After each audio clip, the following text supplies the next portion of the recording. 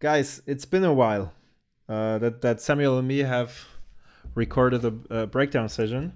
Yeah, we have So to we talk thought about it's what's been it's going on. exactly. So we thought it's time to have another podcast since I think like the last few months or maybe even the last half year there hasn't been that much change to Duel Commander in terms of bans and unbans. I think the last update or the latest update is the one we are going to talk about today. Before that, there was some change with Dihada and Moxamber and whatsoever, and then there was only Tazrin, I think, and the unban of Yoshi. But apart from that, there wasn't that much happening to the format, and also I think the most dominant decks kept dominating the format. We have seen Rafine and Gris and Tivit and all these kinds of decks for quite some time in top 8. And yeah, that's pretty much why they're, in our opinion, I mean, of course, there has happened a few things, but it wasn't that much to talk about. But today, we're back with new energy, especially because the free spells are finally gone. And as you guys know, we've been pushing on the topic for quite some time. I wasn't even expecting it anymore, to be honest. I almost got used to. Me neither. Yeah, I almost got used to play with and against that, but here we are. That's the change, and yeah, how will it impact the format in a positive way? I would say so. Yeah, I think so too. I think when you look at this year's ban updates and nothing happened in January, then kind of the obvious ban of Trazen having to be banned because it's a necrotic ooze in the command zone, and then Dihada was one of those. This is a strong deck. It's probably a bit too strong, so we'll ban it. And then the kind of 3 cards that came along with it, which I wasn't really expecting. I wasn't really expecting Hogak to be banned. I wasn't really expecting Comet to be banned, simply because I hadn't seen it in many lists. Hadn't seen it being like a dominating individual card. Where I think Comet is one of those cards that just kind of, it's one of those fire design cards that is in the 99. It's one of the cards that have been getting printed, that are just strong new multicolor cards. And I never considered it to be one of those cards where you're like, okay, this is too strong, it has to be banned. And Mox Amber is another one of those. You have specific decks that use it. Not that many decks are able to utilize it, so I never thought, Mox Amber is now on the kill list. And now we're looking at so that ban update, the one in May, was okay. I didn't really like it that much because it removes further brewing tools. But this ban update was really good. We finally see an unban of 2 cards, both of them being cards that, in my opinion, didn't deserve their place on the ban list anymore. Eidolon is just another one of the good red cards. And High Tide it's a build around card and it's a strong one, but when you compare it to what else there is, and how the speed of the rest of the format is, it's not going to be one of those high impact cards, I don't think. At least not yet. Maybe. Yeah, maybe there are. I mean, there's Teferi unbanned for a while now. People have not really touched that. The only mono blue deck I've seen in some top 8s is Swiloon, played in France. Apart from that, I think there is nothing in that direction. I'm not really sure if Teferi is fast enough to be played with High Tide or to be played in general. Exactly. I think that's the key issue, because I think to play High Tide, you are looking at a win condition that is very slow. It gets better the longer you can wait, but faster decks, better decks, and more efficient control decks all also get better the longer you wait, because you're either dead or they have a bunch of answers to what you're trying to do. And I just don't think, because of the chain veil combo being the commander that is the most obvious with, you've got a built-in win condition with high tide. I think that's just too slow nowadays. And I can't really imagine a way back into it. Blue cards have been getting better, but I think multicolored cards and cards of other colors have definitely sort of, I think, nearly accelerated past the power of blue cards. Yeah, I think that's sadly the truth. We've been thinking about how to incorporate a high tide combo into a shell that might utilize it in a better way. Samuel came up with Kess. That might be an interesting way.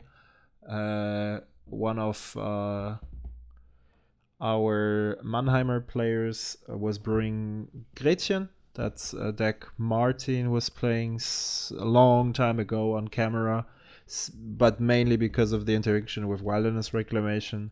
So it's somewhat a nerfed Thrasios in the command zone. Or buffed, however you see it. It's a 0-4 versus a 1-3, and you have to pay colored mana for the activation. But apart from that, there's not much difference. You could play some fog effects and eventually finish with infinite X returns, casting Emrakul or whatsoever.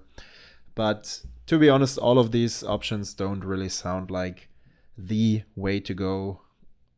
Yep, in order to definitely really make use or even abuse high tide. I think one of the big downsides with high tide is that you play a couple of cards that on their own are pretty bad. Time Spiral you'd never see anywhere other than a high tide deck. Frantic Search you'd never see anywhere other than a high tide deck, and a couple of other cards, Dizzy Spell, where you're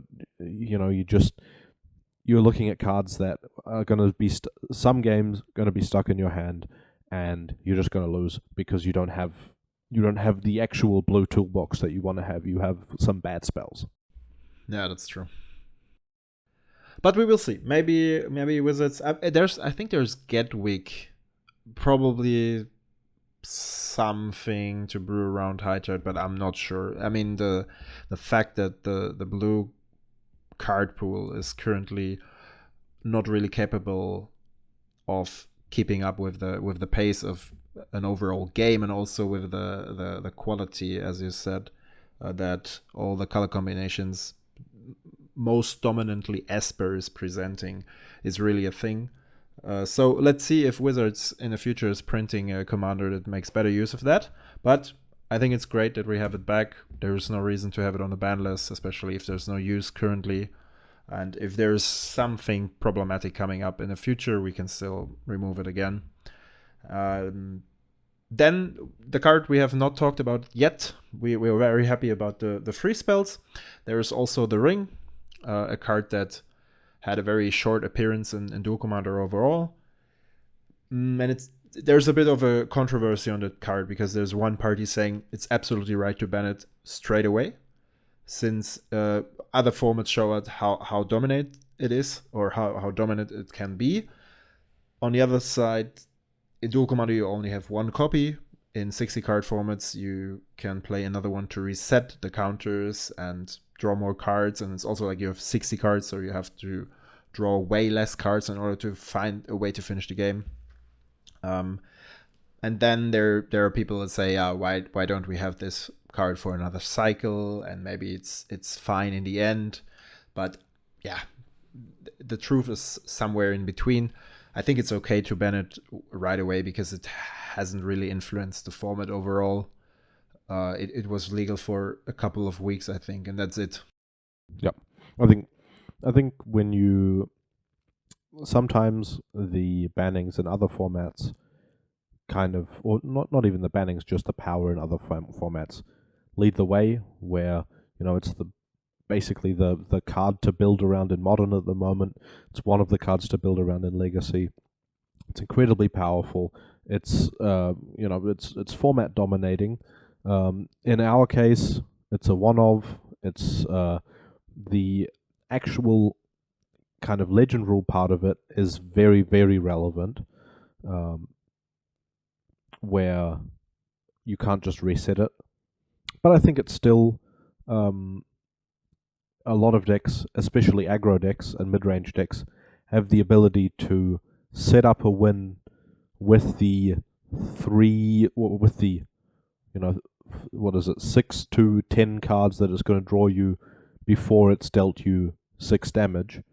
That should usually win you the game.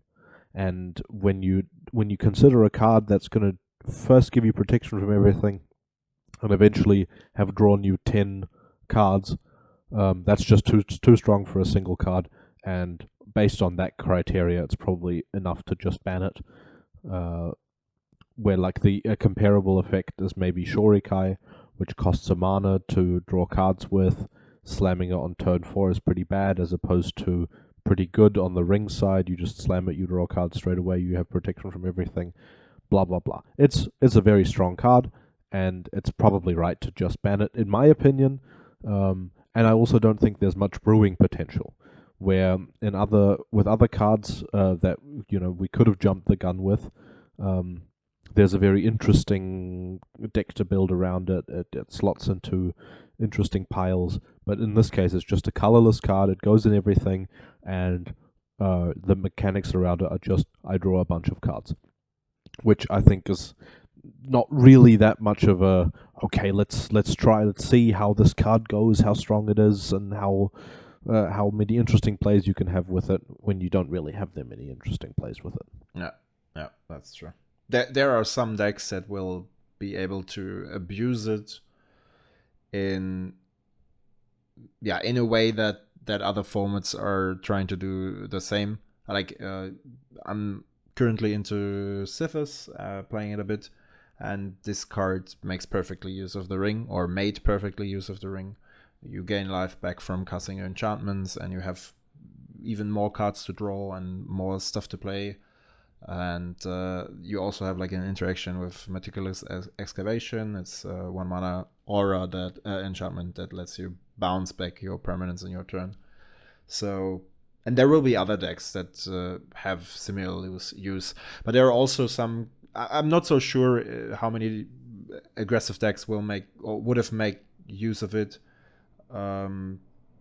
since there's always this tempo trade. I mean, you get protection from anything, but your board is still might be under pressure if your opponent has one more turn to draw something. But yeah, in the end, we can have endless debates about scenarios that could come up. I just remember like when the last FNM we played, I was playing King Aragon Control, and my opponent was playing 4-color Atraxer, and I won one round simply by letting him play the ring, and he drew so many cards, but he just has to discard until down to 7 cards, and I was just waiting until the burden counters would kill him, and we just played draw go, and he couldn't really influence the board whatsoever, despite drawing so much quality. But yeah, in the end, it's gone, and I'm fine with that. And I think most people are. I think the majority of players wanted to see this card banned, and if people are happy with that, it's perfectly fine. Yeah, and as I stated before, I think it's just not that big of a loss. Yeah, absolutely. That's also my point. Yes, we're not losing any cool decks because of it. It's just it's just a card that would have slotted into many decks and would have been like, oh, he played the ring, cool. Now the rest of the game is basically all around based around that, unless I get to remove it, and removing an indestructible artifact isn't that easy. Yeah, that's true. Then there is a 5th card we haven't talked about yet. It's the Eidolon of the Great Revel, and this one has been banned, I think 5 years ago already. I'm not so sure. I think it was during the Zergo era. Yeah, it was banned when I started playing, so yeah. Yeah, when the committee actually tried to nerf red deck wins, but back in the days it was not red deck wins in a way that it's played today. It was rather simply a burn deck with a 2/2 1-drop at the helm of the deck. And I think back in the days they were trying to nerf it and took out Eidolon. Obviously, these days the power level is much higher, and the card has not. So first, there's also Pyrostatic Pillar, which is not a creature itself compared to Eidolon, but that sometimes makes it better because it's easier. It's harder to deal with, and in other cases, it makes it worse because your opponent can interact with it much more easily. After all, I think the card these days is absolutely fine. It gives red deck wins back some power. We have seen a decline in Felden or Ardos or any other red decks in the past because other strategies were much more dominant. And I don't really think that one single card has that much of an impact, but it's a nice tool if you want so for the red players, or maybe some people are simply happy about this unban and say, okay, let's take the red deck to another tournament next time because I can finally play this card again. So why not? In the end, it's just another card for the red decks. It's not that different from another red deck wins card being printed in the Lord of the Rings set or the new Eldraine set, where those decks, they don't have access to tutor magic, they don't have access to a lot of card selection, so they just play the hand that they're dealt, and sometimes they're dealt better cards, sometimes the cards they're dealt are a little bit worse. It just ups the quality of the red deck a little bit more. It's probably going to be played. Pyrostatic Pillar as a card is barely ever played in the red decks. So I think that's a relevant consideration to look at that and think, okay, is it even that good? Because also in the point of comparison that we have is something like Modern, where it happens fairly often where the Eidolon also ends up stopping you from casting spells if the opponent has an aggressive draw and you go to 2 or you go to very low, and you have to hope he can't kill you if you try to cast all your spells. So it's an interesting card. It's a cool card to have on the battlefield, and both players have to think about the dynamics of the card. So I think it's just a welcome addition, and the red decks are going to play it, and that's all there really is to it. Yep, I totally agree. One more thing I wanted to talk about is some parts of the community were kind of happy about the changes, but I've heard lots of voices talking about why Rafine is still a deck, or why it's still legal, why Yoshi is still a legal deck in Duel Commander. So we should talk a bit about that. Like, for Yoshi, in my opinion, it's true that it's more or less the only aggressive deck that's currently played, most often either with Tana to add some Gruul cards, or I think the more favorite one is the Boros combination with Brewstal. And currently, I think if you look at the commanders of other archetypes, I think we have to have, in order to play an efficient aggressive deck, we have to have something like Yoshi in order to compete with tempo decks like Rafine, control decks like Tivit, combo decks like Will Lucas Lura's Breach. So all of these decks have like a very powerful card pool and a very powerful commander on top of their helm. And Yoshi is just exactly the same, in my opinion, just for the aggressive part. So if we would take away Yoshi, for sure we would open for other aggressive decks. Like I think back in the days there were some gut combinations played. apart from that, yeah, you could look at Felden. Red deck wins aggressive. That's true too. But I'm not really sure if these decks can compete with the other commanders unless you also take them away. So I'm not talking about banning Tivit. I'm rather talking about maybe we got to a point at which Rafine has become a little toxic or too toxic. Not that much because the card pool is super strong, but rather because players realized that the connive ability on many creatures has some kind of a sideboard effect. The card selection in Rafine is obviously very, very strong. I think what you're getting at with the kind of how do I say this, the both Yoshi and Rafine are decks that sort of determine the baseline of the format. If you don't have a chance against either deck, your deck is too bad, and removing them is just going to change the baseline a little bit, but other players are going to come in to take their place.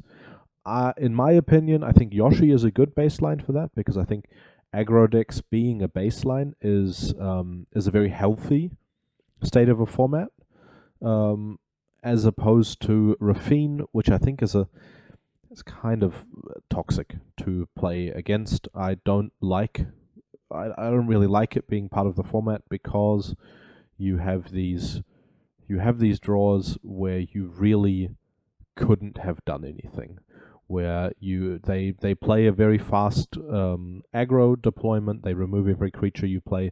They force of will every relevant spell you play. You don't get to resolve a play, and if you do, it's a creature that dies instantly. I think whereas against aggro decks, you usually have some kind of line to maybe having been able to stay alive for another turn or another 2 turns and stall the game a little bit, have a chance to find an answer, stuff like that. Against Rafine, you often don't have that ability, where you just don't resolve anything and die. And I think that's a kind of toxic part, and that, because of the selection of Rafine, happens a lot more often than I think it should. Yeah, the point I was trying to make was rather that, in addition to your points, the fact that you draw that, or you see so many cards during a game with Rafine on board and attacking with your creatures. And I experienced that myself when we played at the last Prague tournament. I also took Rafine to the tournament, and I added some cards because I knew that there were a lot of Reanimator players and also Hogak. Back in the days, it was legal, and it allowed me to make some sideboard decisions, so to say, adding in cards like Fairy Macabre and whatsoever, in order to improve my game against these decks. And whenever you have these cards in hand against any other deck at which you cannot make any use of that, you can just dump it to connive.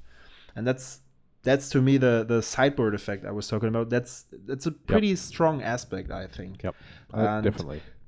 I mean, some people now say, okay, this deck got a nerf due to the ban of Rollick and Maneuver, and that's true. But in terms of Rollick, and I'm not talking pro Rollick now, but at the same time, for decks that could play Rollick, it offered a cheap answer for Rafine, because sometimes with normal, quote-unquote, interaction spells, paying the additional ward is already very, very annoying, because you have a tempo drawback, since it depends on your strategy, obviously, but most often it's a downside. And Deadly Rollick somewhat offered a nice answer, playing your commander. In addition, you have the Deadly Rollick and just pay 1, so in this situation you have like something like a better Swords to Plowshares. But yeah, it will slightly nerf the deck for sure. And also I've discovered situations in which I thought I have a prop decay, I'm super safe, and I play a prep decay, and my opponent has flawless maneuver. And they're like, yeah, cool. It couldn't be any better for me, but you still have an answer for that to keep your commander on board. So yeah, we'll see how that turns out. There is a next tier 2 standard set on the line, I think. Wilds of Eldraine, it's called, maybe. Yep. So let's see which command zones. I think there's one Demer commander already spoilered, which seems interesting. Yes, definitely. And I think in the last Eldraine set, we had the adventure spells, which to this day see play, Brazen Borrow and stuff like that. And I think there's they spoiled one which is a multicolored adventure spell. And I think there's definitely room to how do I say this? Room for the interesting cards to be printed. The last Eldraine set was very impactful. This one might be again. Yeah, I think there's cards to look forward to in the Eldraine set. Yeah, I'm especially a bit hyped for more adventure spells, because for 2 reasons, and those are just my personal reasons. There has been spoiled or there has been released band commander some time ago, I think, in the latest Battle of Baldur's Gate set. So in the Commander, no, it's not branded Commander Legends, right? But you know what I'm talking about. Battle of Baldur's Gate. There was this 3/4 band commander that said if you cast an adventure spell, you copy it. And I'm very curious if we once get to the day to actually make that attack. That would be interesting. That would be really cool. And the second thing is that I'm still trying to tune my Yidris Living End pile, for which these adventure spells are very useful, since I can only play cards with Team 3 or more, and the adventure ability dodges that, so I have early interaction like the Brazen Burrow or Bone Crusher Giant, as you mentioned. Another thing I'm looking forward to is we had food as a main mechanic in the first Eldraine set. We have Asmo, and in the it was the Hobbit mechanic in the Lord of the Rings set, and they've already shown that food will be coming back in this Eldraine set. So and there have been other food spells since. So I think we're moving towards. I mean, we already have the Samwise that makes food and does cool stuff with that. With that, but it's only in Selesnya colors, and there might be some cool food cards being printed that might enable an actual kind of food-centric deck. Yeah, that would be interesting for sure. Let's see. I think Martin and me will definitely go for a set review for the next Eldraine set, and then hopefully we get some new spicy command zones or other cards we can include in the 99. But Wizards did not disappoint us the last 2 years with new and fancy cards, so I think this time they won't either. And we also have those cards in 5 different variations, full bordered, edge foil, and whatsoever, so everyone can work on their customization for their card pool. Like these days, I think we've talked about it already in an earlier session, that these days there are so many crazy opportunities to design your deck or to pimp your deck, which is a cool thing. I think I really appreciate that. At the same time, it's a bit tough maybe for people that deal with cards, like that have a professional business behind that, because there's many cards printed, and yeah, but that's for another topic. Also for kind of more casual players, or not even more casual players, just players that don't have as much time. where you have 7 different versions of a card being printed, and the opponent plays it, and you have to do a double take. What is this card? Oh wait, I know this card. Okay, yeah, this I just hadn't seen this artwork before. Stuff like that happens. Seems to happen more and more nowadays. But I mean, that's just life. I'm always a bit hesitating with this topic. Like at first, I think from a financial aspect, it's better to have multiple copies of one card. But if you look at Commander players or people that are trying to invest longer into Magic overall, it also means, like the reprint policy that's currently going on, it also means that your cards are very likely to lose value over time. I think there was this, maybe at the end of the last year or beginning this year, there was a secret layer with Concordant Crossroad, and people were going crazy. Oh, there's finally a foiled version of Concordant Crossroad. I personally didn't like it that much, but so it's fine. I like the artwork. That's just a taste thing. And then there was Double Masters. Or a few weeks later, another version got spoiled. Basically, and there were like 3 new versions, because then you had an edged foil, you had a normal foil, and you had an extended art, and people were like, "What?" Like it was just a few weeks ago that we saw this reprint, and people were happy about that, and now you just made this card, you just make this card crash from, I don't know, $40 or something like this before the first reprint, I think, and now you can get a copy for like €5 or $5, whatever. But yeah, let's see if Wizards at some point goes back to a more relaxed product release. I think this a few months ago, I think they said that they will kind of go back to less product push and whatsoever in the future. But I think so. I think I've read an article about that, because people heavily complained about.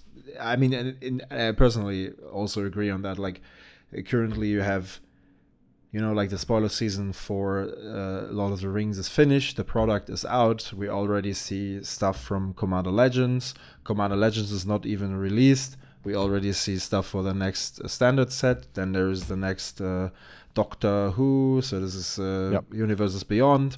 We have three things being spoiled, that each without anything being out, and exactly, yeah. There's like a constant stream of content and input, and that's just too much. And I think also Alpha Investment said it in one of their videos.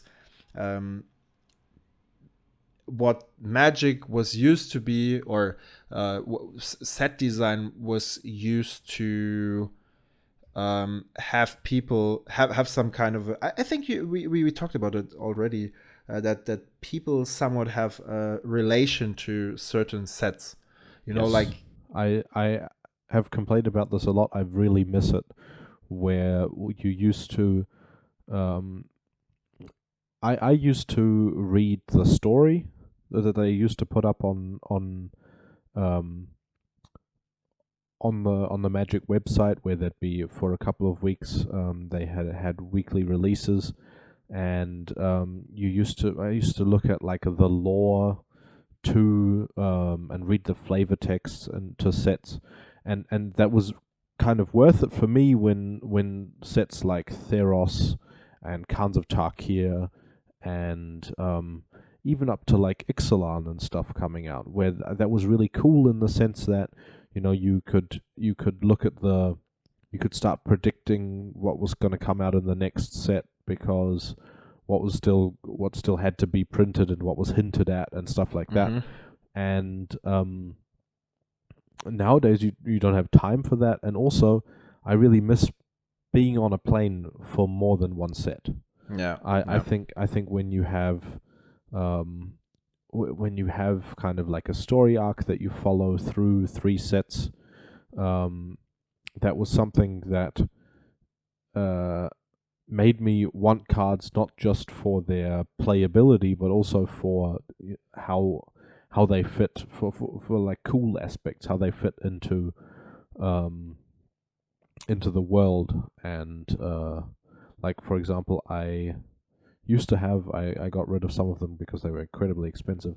I at one point put together a collection of all the legends on Lorwyn because I read the Lorwyn books, and Cool. I really liked the story behind that, and I had them on a page in my folder, or on Yeah. 2 pages in my folder. And that's something that I can't really imagine happening in a set nowadays, where um, there isn't much. The story seems is absolutely impossible to follow because it gets released on lots of different platforms, and it's in many places, and also the just staying on one plane for one set makes it very difficult to like get into it and look at the actual cards and like the universe behind it. And it's also and I mean that kind of gets compensated with things like the Lord of the Rings set, where there's an established universe and the Magic cards are just showing what's happening in that universe. And there's definitely some cool cards in Lord of the Rings that I have also bought just because of the cool things happening on the card. Like I have a You Shall Not Pass, not because it's a good card, just because I like it, and stuff like that. Yeah. Um, It has become a meme over time already. yeah, and that's something that I don't really anticipate happening much anymore, where you think about, oh, what's the story to this character? Yeah, absolutely true. So I've also I think I've read the books around Future Sight, Planar Chaos, and stuff like this. Like back in the days when you were buying a fat pack and you got like a book with it, and like you had a nice box and a nice dice and all that stuff, and really something built around. But these days it's not. It seems not to be the target anymore. And I'm not so sure if we get back to that, to be honest. Maybe they realized at some point that not that many people are interested in the lore overall, or not that invested. They rather care about the cards, and so we just focus on making lots of cards, more powerful cards. And yeah, in the end, it's also an economical question for Hasbro or Wizards. Um, you should never forget that's just, it's their business, and they have to keep up with the numbers. So let's see. Yeah, that's gonna be interesting how Magic develops from now on.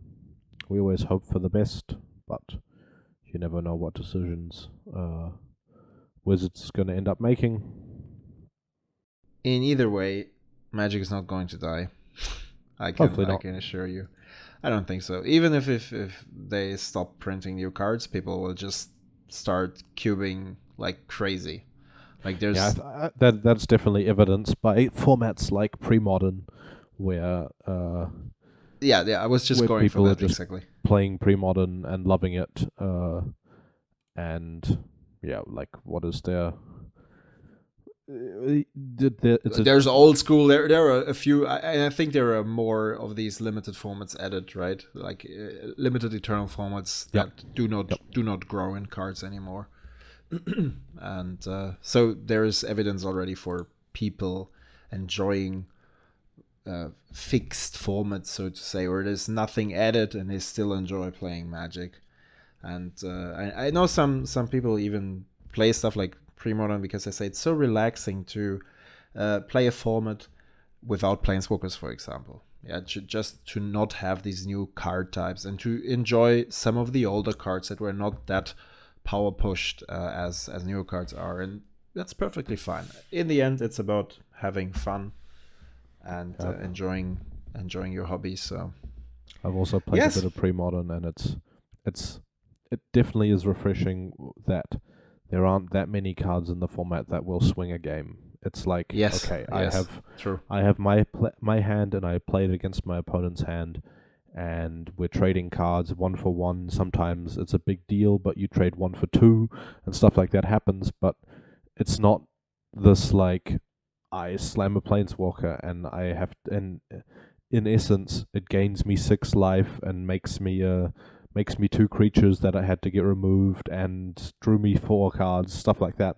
It doesn't happen. You just have your creatures and you play them, and either they get removed or stuff like that. Yeah, and you're looking at the opponent's life total and calculating how do I take it down from how do I trade my way to a favorable position, and that's an aspect of Magic that you have in limited a lot of the time, but it's also an aspect of Magic that you have in standard formats and pre-modern, where you don't have this like, oh, my opponents could have these 2 cards which will completely change the shape of the game. That doesn't happen as much. You have you're trading resources, and you're Yeah, it's really cool to. As I said, I don't have that much to add to that, to be honest. It's just appreciating old prints, and I don't know, being happy about how's this. It's not a Kavu. No. I'm not talking about Flamethrower Kavu, but that's also a card you can appreciate in pre-modern. It's true. It's another. I don't have it in my mind. It doesn't matter. Wild Mongrel? No. I think it's another Kavu. I think it has like XX equal to lands and graveyards. Is there something like that? Is it Urgoyf? Yeah, I think this. I'm not sure. I'm not that much into pre-modern, to be honest, so I don't know. But I know there are a lot of flavorable decks around the format, and people are the way they manage the format is by changing cards that are on a ban list, so to give it a little twist here and there, and that way trying to foster for innovation, if you so will. But yeah. Okay, cool. So we covered quite a few topics. We have. And I hope that you enjoyed. If you stayed with us until now, thanks a lot. Thanks for listening to us ramble. Yes, exactly. A bit chatting about what's happening in Duel Commander and Magic overall. That has to be done from time to time too. Let's see. I'm excited for Wilds of Eldraine. I'm excited for the next tournaments that are. I think there is in November. There's the next 400-man tournament in France scheduled. This will be a big thing. I'm curious how the ban list will look after the next ban announcement, and how the metagame develops. Yep. I'm curious about that. As a kind of as a final statement to the recent changes in the meta and the bans especially, I think these 5 changes being made in the last ban update is a very positive sign to me, to the kind of thought process of the 5 guys that are making the decisions, and I think it inspires confidence that we might see some more unbans. We will see good bans in my opinion. I think everybody who plays the format has an opinion to what gets banned and what doesn't, and what gets unbanned and what doesn't. And I think these 5 were pretty in line with the general opinion, as opposed to some previous decisions made. So I think this is a very positive change. Yeah, absolutely. Great. Yeah. Thanks for listening. Thanks for tuning in. And yes, see you on the battlefields or next time.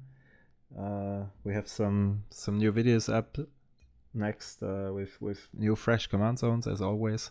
or not always, but we try to have some new command zones on the table too. So stay tuned for that, and enjoy your day. Yeah.